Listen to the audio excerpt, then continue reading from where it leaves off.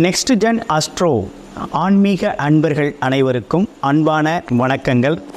நம்ம next gen astro YouTube channel பார்த்திங்கன்னா இப்போ 1,00,000 சப்ஸ்கிரைபரை நம்ம ரீச் பண்ணிட்டோம்.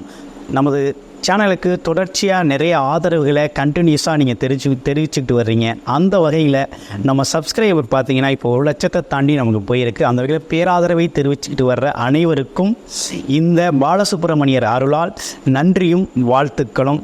தொடர்ச்சியாக உங்களோட ஆதரவுகளை கொடுத்துக்கிட்டு வாங்க. அது மட்டும் இல்லாமல் நமது வீடியோ பார்த்திங்கன்னா மாத பலன்கள், கிரகப்பெயர்ச்சி பலன்கள்னு சொல்லி தொடர்ச்சியாக நம்ம பலன்களை தொடர்ச்சியாக கொடுத்துக்கிட்டு இருக்கோம்.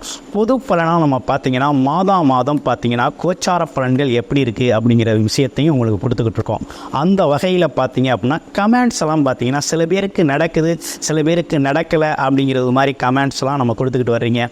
அந்த வகையில் பார்த்தோம்னா உங்களோட ஜீவ சாதகத்தில் என்ன மாதிரி அமைப்பு இருக்குது, என்ன மாதிரி விதி அமைப்பு இருக்குது, ஆமாம் லக்கணம் என்ன, ராசி என்ன, லக்கணம் என்றால் உயிர், ராசி என்றால் உடல், அதாவது லக்கண அடிப்படையில் உங்களுக்கு என்ன விதி அமைப்பு இருக்குது அப்படிங்கிறத பார்த்துக்கிட்டு அதற்கு தகுந்தாற் போல் நம்ம கோச்சார பலன்களை நீங்கள் ஒப்பிட்டு பார்க்கையில் உங்களுக்கு நல்லபடியாக நடக்கிறதுக்கான வாய்ப்புகளும் பலன்களை நீங்கள் எடுத்துக்கிறதுக்கு ரொம்ப சாதகமாகவும் உங்களுக்கு இருக்கும்.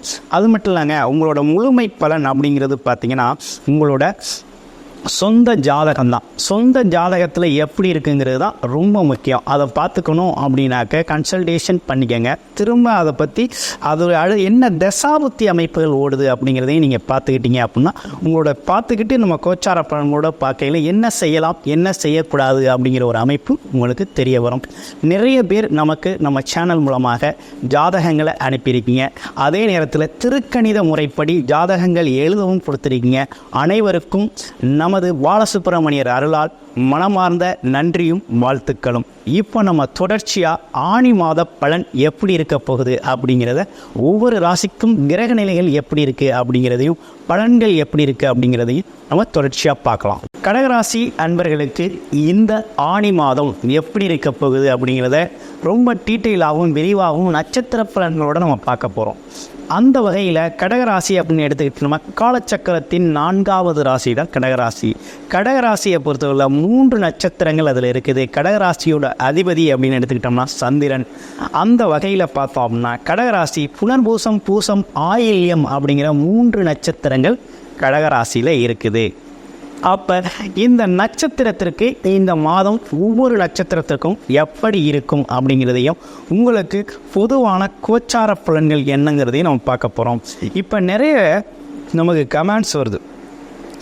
எப்படி வருது அப்படின்னு பார்த்துக்கிட்டோம்னா, நிறைய பேர் நீங்கள் சொன்ன விஷயங்கள் அப்படியே நல்லபடியாக நடக்குது அப்படிங்கிறத மாதிரியும், ஒரு சில பேர் பார்த்தோம் அப்படின்னு கேட்டிங்கன்னா நீங்கள் சொன்ன விஷயங்கள் அவங்களோட வாழ்க்கையில் நடக்கலை அப்படிங்கிற மாதிரியும், கோச்சார பலன்கள் சரியாக எங்களுக்கு வரல அப்படிங்கிறது மாதிரியும் அவங்க சொல்கிறாங்க.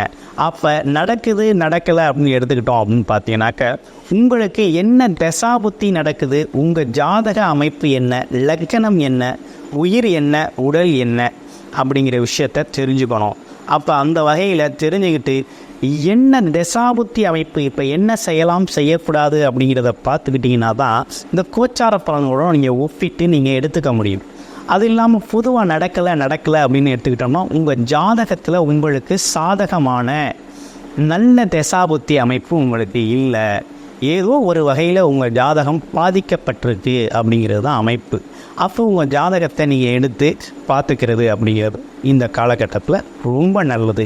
ஏன் சொல்கிறேன் அப்படின்னு கேட்டிங்கன்னா, இந்த கடகராசி அன்பர்களுக்கு இந்த மாதம் ரொம்ப சிறப்பான மாதம். இதுவரை அவங்க பட்ட கஷ்டங்களுக்கெல்லாம் தீர்வெடுக்கக்கூடிய ஒரு மாதமாக அந்த கடகராசிக்கு இருக்குது.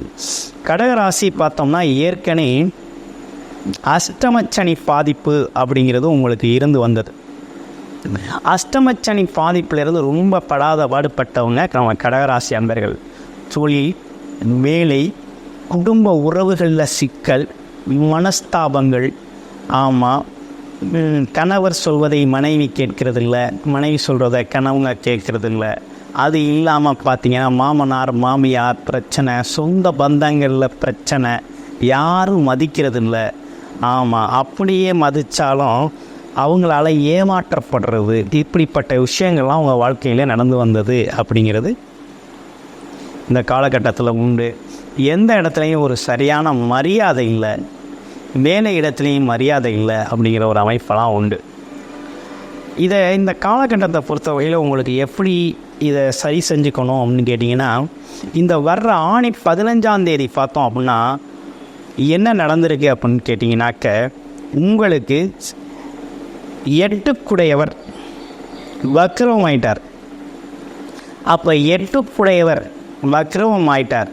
வக்ரவமானதுனால இந்த சனி வக்ரவ பயிற்சி அப்படிங்கிறது உங்களுக்கு மிகப்பெரிய வரப்பிரசாதமாக உங்களுக்கு அமைஞ்சிருக்கு கடகராசி அன்பர்களுக்கு. கடகராசி அன்பர்களை பொறுத்த வகையில் மற்ற கிரக நிலைகளும் நல்லா இருக்குது. இப்போ கடகராசின்னு எடுத்துக்கணும்னா 10க்குடையவர் 10லேயே ஆட்சி பெற்று அமர்ந்திருக்கக்கூடிய நிலையெல்லாம் இருக்குது. அவர் 5க்குடையவர் வராமல் இருக்கிறார்.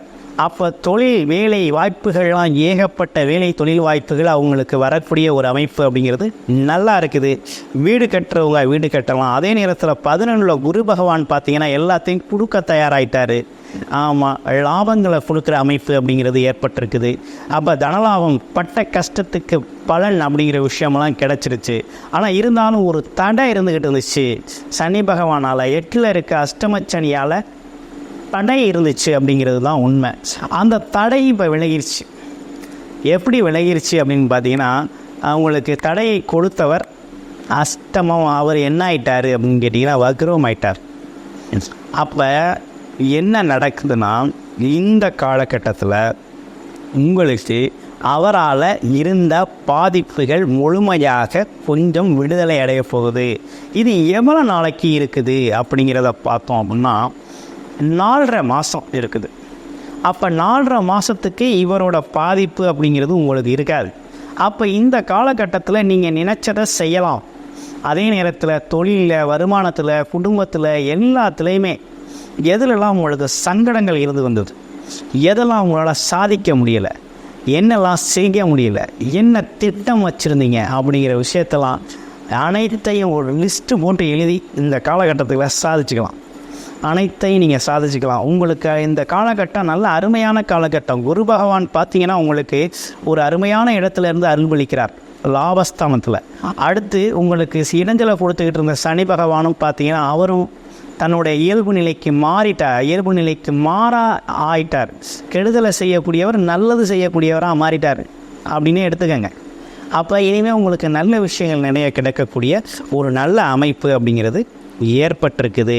அப்போ கடகராசியை பொறுத்த வகையில் இந்த காலகட்டம் அப்படிங்கிறது பார்த்திங்கன்னா உங்களுக்கு வருமானம் தரக்கூடிய, வெளிநாடு யோகம் தரக்கூடிய, அதே நேரத்தில் தடைப்பட்ட விஷயங்கள் அனைத்தும் நடக்கக்கூடிய, அனைத்து நண்பர்களால் ஏற்பட்ட இழப்புகளை சரி செய்யக்கூடிய, அதே போல் பிரிந்து இருந்த கணவன் மனைவிகள் ஒன்று சேரக்கூடிய ஒரு அமைப்பு அப்படின்னு சொல்லி புது முயற்சிகளில் வெற்றி பெறக்கூடிய அமைப்பு, மாணவர்கள் ஜெயிக்கக்கூடிய ஒரு அமைப்பு, மாணவர்கள் கல்வி நிலையில் ஜெயிக்கக்கூடிய ஒரு அமைப்பு, அதே போல் விளையாட்டு போட்டிகளில் ஜெயிக்கக்கூடிய அமைப்பு அப்படிங்கிறது எல்லா விஷயங்களுமே இந்த வருகின்ற ஆணி 15க்கு பிறகு உங்களுக்கு அமோகமாக நடக்கக்கூடிய ஒரு அற்புதமான வரமாக இந்த மாதம் உங்களுக்கு அமைஞ்சிருக்கு. அப்போ ஒரு மிகச்சிறந்த வழிபாடு அப்படின்னு எடுத்துக்கிட்டோம்னா வியாழக்கிழமைகளில் நீங்கள் குரு தட்சணாமூர்த்தி வழிபாடு அப்படிங்கிற ஒரு விஷயத்தை நீங்கள் தொடர்ச்சியாக செஞ்சுக்கணும். அது மட்டும் இல்லைங்க, உங்கள் ராசி அப்படின்னு எடுத்துக்கிட்டோம்னா புனர்பூசம், பூசம், ஆயில்யம் அப்படிங்கிற 3 நட்சத்திரங்கள் இருக்குது.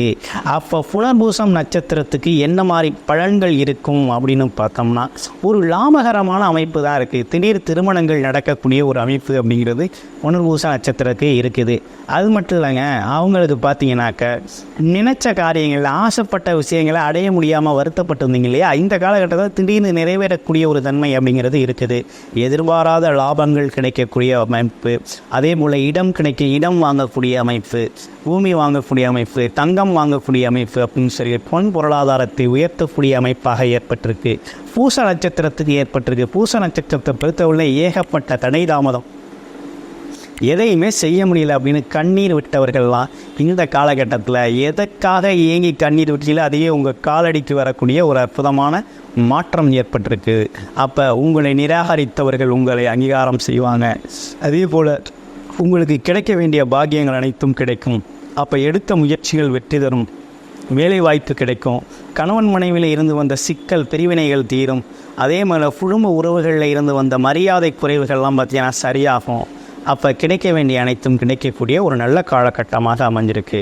ஆயில்யம் நட்சத்திரத்தை பொறுத்த வகையில் எப்படி இருக்குது அப்படின்னு எடுத்துக்கிட்டோம்னா, ஆயில்யம் நட்சத்திரத்தை பொறுத்த வகையில் இந்த காலகட்டம் அப்படிங்கிறது பார்த்திங்கன்னா நல்ல ஒரு விரயச் செலவுகள், அதாவது வீடு கட்டுறது, இடம் வாங்குறது, அது மட்டும் இல்லாமல் குழந்தைகளோட கல்வி செலவு, இந்த மாதிரி விஷயங்களை செய்யக்கூடிய ஒரு காலகட்டமாக இருக்குது.